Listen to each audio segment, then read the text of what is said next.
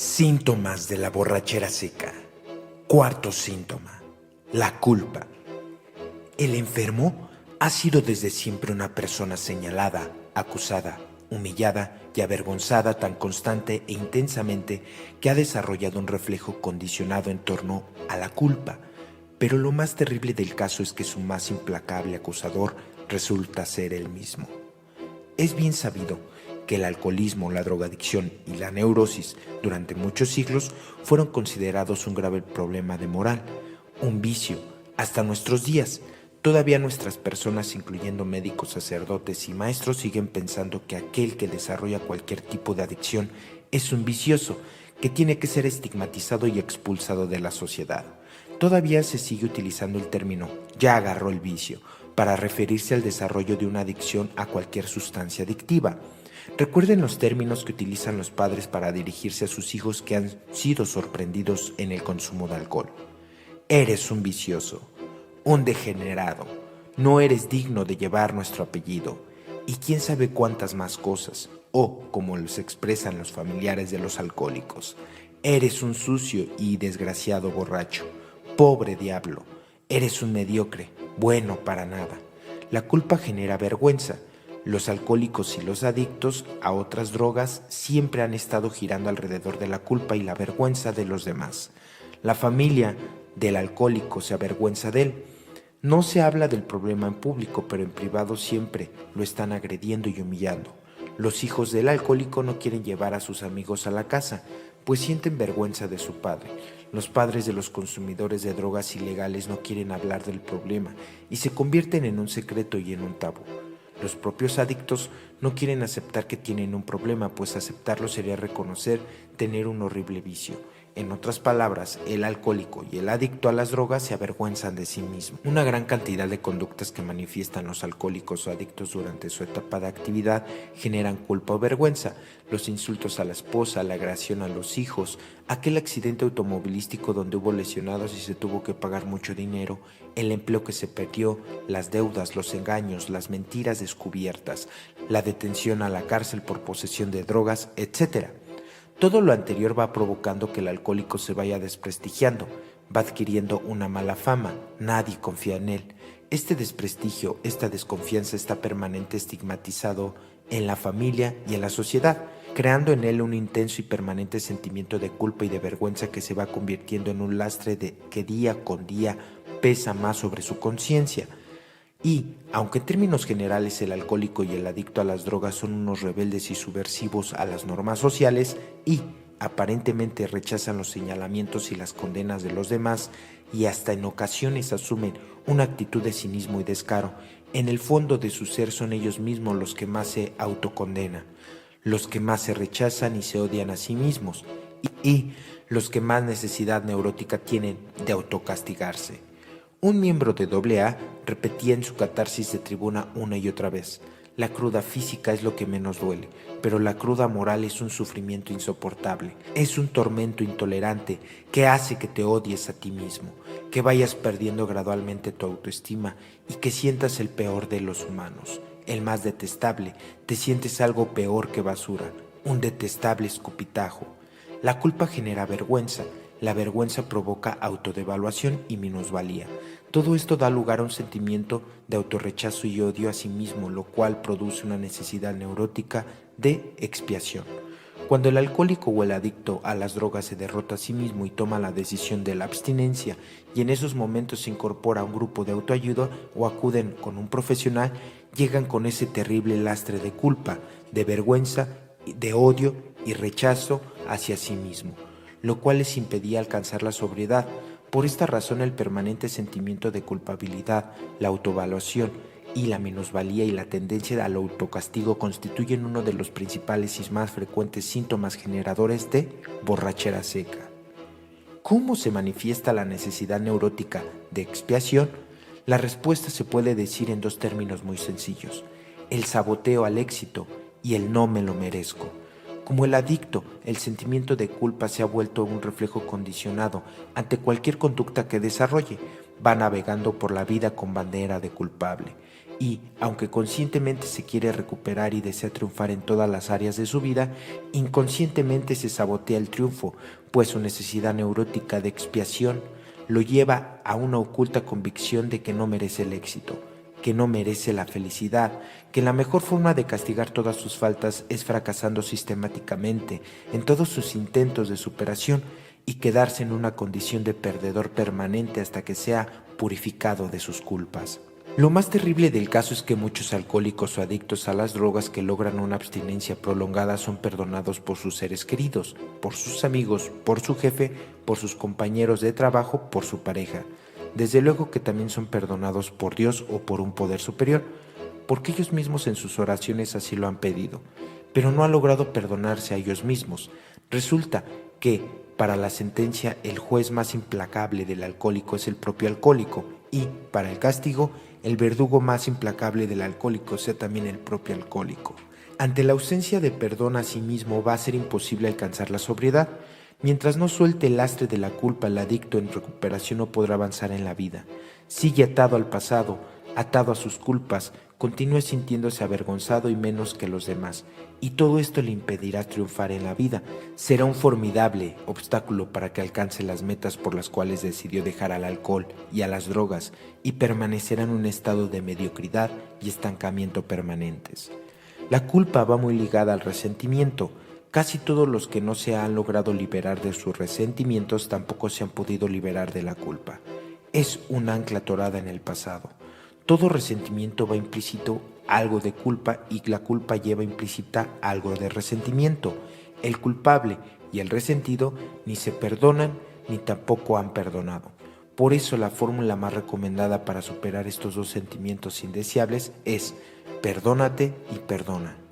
Otras emociones indeseables que generan la culpa son la amargura existencial y la depresión. En su permanente miedo al triunfo, el adicto se sabotea a sí mismo, lo que lo lleva a continuos fracasos existenciales, y como este sabotea al éxito opera desde el inconsciente, el adicto en recuperación empieza a buscar culpables fuera de él, y, por lo tanto, se siente víctima y se resiente contra los demás. Esto lo lleva no solamente a reforzar sus resentimientos y a intensificar su papel de víctima, sino además se ahoga en la amargura existencial. Toda esa situación, cuando se torna crónica, lo hace caer en una depresión que tiende a exacerbar la culpa. No olvidar que uno de los síntomas de la depresión es una percepción distorsionada y exagerada de ciertos actos que generan un desproporcionado sentimiento de culpa. La depresión provoca apatía y estancamiento, aumenta la inseguridad y la baja autoestima, y el adicto en recuperación cae en un círculo vicioso que es culpa, vergüenza, autodevaluación, necesidad neurótica de expiación, amargura, depresión, apatía e inmovilidad al fracaso, más la culpa. Ya vimos cómo la culpa aumenta la baja autoestima. Si de por sí el alcohólico ya se sentía menos ante los demás antes de empezar a consumir alcohol o drogas, y durante la adicción, esta baja autoestima todavía se hizo más intensa. El dejar el alcohol y las drogas, el adicto debe tomar la determinación de liberarse de sus culpas. ¿Cómo se logra esto? Adquiriendo un concepto de nosotros mismos más fuerte y positivo, y mantenerlo más allá de nuestra pericia o falta de ella en cualquier ámbito particular, y más allá de la aprobación o desaprobación de cualquier otra persona. Y es que las personas culpígenas con baja autoestima generalmente son muy estrictas cuando emiten un juicio con relación a sus conductas que les genera culpa. Para evitar este mal juicio, la persona debe evaluar su conducta lo más objetivamente posible, ser tolerante, comprensivo y benévolo con él mismo para evitar un veredicto injusto que lo lleve a autocondenarse y consecuentemente a autocastigarse. El ya mencionado Branden sugiere que la persona evalúe objetivamente su conducta haciéndose las siguientes preguntas. 1. ¿Qué parámetros usa para juzgar su conducta? ¿Los de otra persona o los suyos? 2. ¿Trata usted de comprender por qué actuó como lo hizo? 3. Considera las circunstancias, el contexto, las opciones que según usted percibió estaban a su disposición en ese momento. 4. ¿Evalúa usted su conducta como si fuera la de otro? 5. Identifica las áreas o circunstancias específicas en las que tiene lugar su conducta o generaliza en exceso y dice, lo ignoro, cuando en realidad ignore un tema particular pero conozca bien muchos otros temas? 6. O dice, soy débil, cuando en realidad puede faltarle coraje o fuerza para una esfera particular pero no en otras. 7. Si lamenta sus acciones, trata de aprender de ellas para que en su conducta futura no repita las mismas equivocaciones. 8. O simplemente sufre por el pasado y sigue pasivamente atado a patrones de conducta que sabe inadecuados. Un elemento típico en el perfil psicológico del alcohólico es la necesidad neurótica de obtener la aprobación de los demás. Su inseguridad y la baja valoración que tienen ellos mismos los convierten en personas pasivas que siempre están pensando, ¿qué esperan los demás de mí? No tienen metas propias ni un plan de vida personal, siempre esperan que los demás decidan su conducta. No creen en ellos mismos. Esa es una de las razones fundamentales por las que caen en el alcoholismo o la drogadicción. En el historial de la mayor parte de los adictos, la primera vez que consumieron tabaco, alcohol o drogas en la adolescencia no lo decidieron hacer por ellos mismos, sino que alguien los indujo a hacerlo. La motivación para ese primer consumo es la aceptación de los demás, pertenecer a un grupo, no quedar aislado de la mayoría dominante. En ese contexto ambiental es claro entender que las primeras experiencias con tales sustancias adictivas fueron consecuencia de la expectativa. ¿Qué esperan los demás de mí? Y la respuesta, los demás esperan de ti que hagas lo que ellos hacen, que manifiestes sometimiento al grupo, que no tengas ideas propias diferentes a ellos, que aceptes incondicionalmente todas las pruebas que te pongan, acabarte una botella de tequila hasta que te emborraches o probar aquella droga nueva que nunca has consumido, etc. Y que, a cambio de eso, tú vas a ser aceptado por los demás y satisfacer tu necesidad de pertenencia. Podemos calificar al alcohólico como un dependiente ambiental. Esto quiere decir que depende mucho de las expectativas que giren alrededor del medio donde se está sumergido. Por eso le cuesta tanto trabajo decir no. Muchos alcohólicos fallan en sus promesas de dejar de beber porque no conciben tener que decir no cuando les inviten una copa, en una comida o en una fiesta. ¿Qué tiene que ver lo anterior con la culpa? Pues mucho. La culpa tiene que ver con la desaprobación o condenación de otros, de personajes muy influyentes como sus padres, los maestros, los amigos o los cónyuges. Cuando esa persona insegura no hace que los demás esperan de él, experimenta culpa, pero en realidad, más que culpa, tiene temor a ser repudiado, de no ser aceptado por los demás, y esto constituye una importante amenaza para su seguridad. Cuando el alcohólico o el adicto deciden dejar la droga favorita y logra la abstinencia, pero persiste en su necesidad neurótica de ser aprobado por los demás, esto determina un impedimento para el logro de la sobriedad. Lo que ocurre con el adicto en recuperación, que continúa siendo un dependiente ambiental, es que cambia una autoridad por otra. Por ejemplo, cuando estaba activo en el alcohol o las drogas, la autoridad estaba constituida por un grupo de amigos que influían en él. Ahora que está en recuperación, la autoridad pudiera ver su grupo de AA o a su terapeuta y él tal vez haga lo que le indiquen, pero no por convicción, sino para obtener la aprobación de su nueva autoridad. Por eso, muchos miembros de AA que padecen borrachera seca cambian su dependencia de la droga por una dependencia neurótica hacia el grupo, o muchos más se vuelven dependientes de su terapeuta y desarrollan la necesidad de que éste decida por ellos. Aquí el problema de fondo, repitiendo las palabras de Nathaniel Fraden, es la dependencia y el miedo de la autoafirmación, más específicamente el miedo a desafiar los valores de otras personas influyentes. Por tanto, una gran tarea para el logro de la sobriedad es liberarse de sus culpas a través de lograr una escala de valores individual que permita construir las propias convicciones morales de cada quien y sobre las cuales desarrollará su plan de vida. Y, a partir de ese momento, se hará responsable de su conducta y de las consecuencias de la misma. Este es un hombre maduro que no le teme al que dirán, que atiende a la auténtica voz de sí mismo y respeta su propio juicio sobre las creencias de otros que uno comparte de manera genuina. No solamente la autoafirmación de sus propios valores va a lograr la liberación de la culpa, también son importantes otros valores como la aceptación y la responsabilidad. En el caso de los alcohólicos y de los adictos, la aceptación es una condición fundamental para la liberación de la culpa. Muchos alcohólicos, por ejemplo, aceptan su enfermedad de dientes para afuera, pero en su yo interno siguen pensando en que son unos viciosos. El pensar que es un vicioso genera culpa. El pensar que uno padece de una enfermedad incurable pero controlable genera responsabilidad.